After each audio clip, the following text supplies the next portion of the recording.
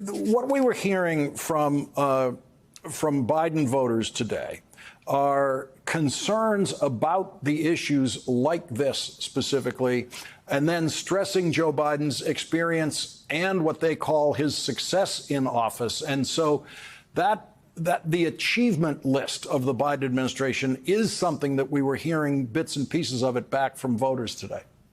Yeah. It's absolutely true. And we see the evidence of it throughout my district. The bipartisan infrastructure law at work, replacing lead pipes throughout my district, investing in our airport.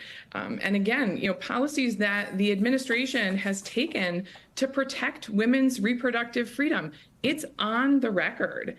And the contrast could not be clearer, especially in the wake of this Alabama Supreme Court decision surrounding IVF. Deeply personal issue to so many people. And what happens in Alabama is not going to stay in Alabama. The voters know this.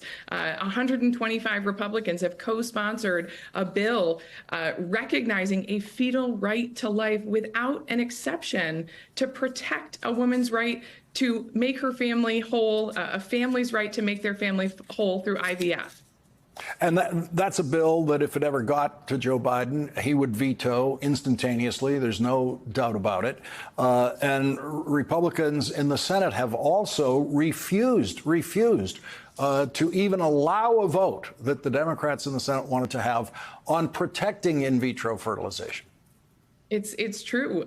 Senator Tammy Duckworth is expected to try to bring her bill up, protecting the right to build a family, to the Senate floor. Republicans are saying they're going to block it. I'm a proud co-sponsor of the House's counterpart to that bill. We're going to do everything we can to make sure that that bill gets a vote, including bringing it by a discharge petition if we have to. We're going to hold Republicans accountable to this. They're trying to backtrack now. You can hear their tire screeches around the world as they get their talking points memo from the National Republican Party. But as the first woman and mother in history to represent my district, I don't need anybody to give me a memo on how to talk about women's reproductive freedom.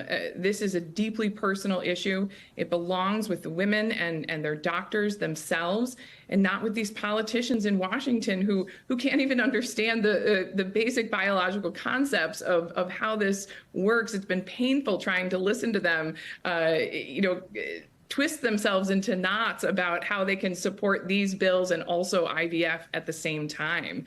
Again, we don't have to resort to hyperbole about these things. The facts simply speak for themselves.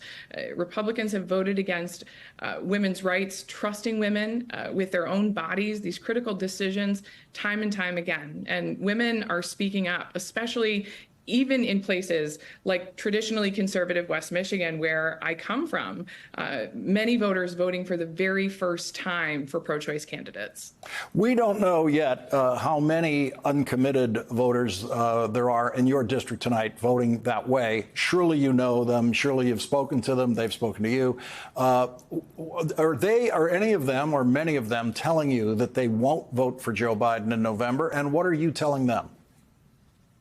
I'm telling them that the beautiful part of this democracy is that they have this process through which they can register their complaints and their feelings. And I think, that is one thing that we have seen in this process. This is democracy at work. And, I think the numbers will remain to be seen. Obviously, Joe Biden was the decisive winner in the Democratic primary. Tonight, we are squaring off again for a Trump-Biden rematch. And I think when voters are presented with that stark contrast of Joe Biden's record and Trump's record, Joe Biden's vision for America and Trump's vision for America, that contrast will will just send voters rushing to the polls again for Joe Biden, as they did in 2022, because we've seen the devastating consequences